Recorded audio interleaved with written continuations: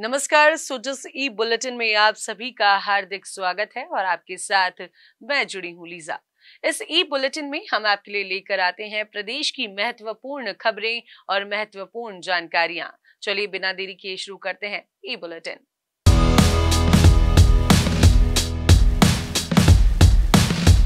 विश्व पर्यावरण दिवस के अवसर पर इस वर्ष गंगा दशमी का अनूठा संगम बना है। राज्य सरकार इस अवसर पर जल स्वावलंबन पखवाड़े का आयोजन कर रही है, जिसका उद्देश्य वर्षा जल के अधिक संग्रहण और जल स्रोतों के रखरखाव एवं स्वच्छता को बढ़ावा देना है।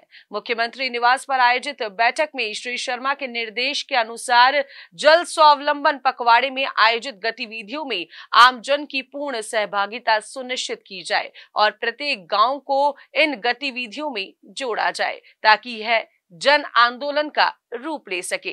बैठक में विभिन्न विभागों के उच्च अधिकारी मौजूद थे और वीसी के जरिए मुख्य सचिव और समस्त संभागीय आयुक्त एवं जिला कलेक्टर भी जुड़े। इस अवसर पर जल संरक्षण और स्वच्छता के महत्व पर चर्चा की गई और आवश्यक कदम उठाने के निर्देश दिए गए।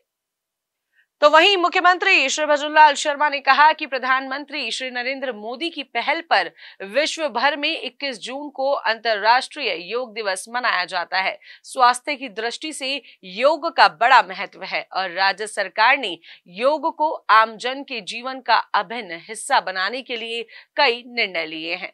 राजस्थान का पर्यटन दुनिया भर में बेहद लोकप्रिय है और इस वर्ष के योग दिवस के आयोजन को प्रदेश की संस्कृति और धरोहर से जोड़ते हुए प्रत्येक संभाग और जिले के प्रमुख पर्यटन स्थलों पर योग अभ्यास का आयोजन सुनिश्चित करने के निर्देश दिए गए हैं। इसके अलावा ब्लॉक, ग्राम पंचायत, आयुष्मान आरोग्य मंदिर और सरकारी एवं गैर सरकारी संस्थानों में भी योग अभ्यास का आयोजन किया जाएगा। साथ ही अहिल्याबाई होलकर की 300वीं जयंती के अवसर पर होने वाले कार्यक्रम के लिए भी दिशा निर्देश प्रदान किए गए।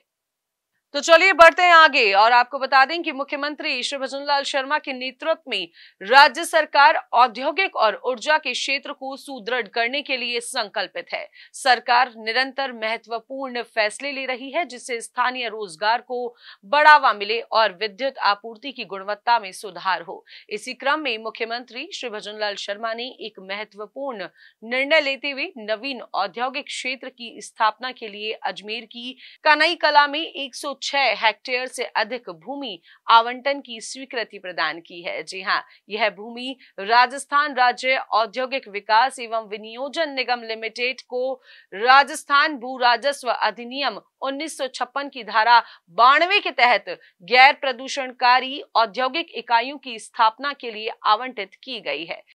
इस निर्णय से स्थानीय स्तर पर रोजगार के अवसर सृजित होंगे और औद्योगिक विकास को गति मिलेगी। इससे राज्य के आर्थिक विकास में भी महत्वपूर्ण योगदान होगा। सुजसी बुलेटिन के सिलसिले को आगे बढ़ाते हैं और आपको बता दें कि प्रधानमंत्री श्री नरेंद्र मोदी के नेतृत्व में कृषि क्षेत्र में एक महत्वपूर्ण पहल की गई है। खरीफ सीजन में किसानों को सीधा लाभ पहुंचाने के उद्देश्य से देश भर में विकसित कृषि संकल्प अभियान शुरू किया जा रहा है।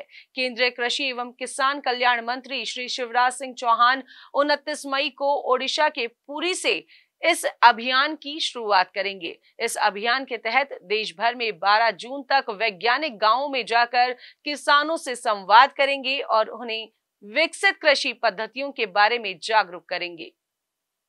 भारतीय कृषि अनुसंधान परिषद और केंद्रीय कृषि एवं किसान कल्याण मंत्रालय द्वारा राज्य सरकारों के सहयोग से यह अभियान संचालित किया जाएगा। यह अभियान न केवल विकसित कृषि को बढ़ावा देगा बल्कि प्रधानमंत्री श्री नरेंद्र मोदी के विकसित भारत 2047 के संकल्प को भी साकार करने में महत्वपूर्ण भूमिका निभाएगा। तो सुजस के इस ई बुलेटिन में फिलहाल के लिए इतना ही। जल्द होगी आप सभी से मुलाकात नई खबरों और नई जानकारियों के साथ। तब तक के लिए मुझे दीजिए इजाजत। चैनल को लाइक, शेयर, सब्सक्राइब करना बिल्कुल ना भूलें। नमस्कार।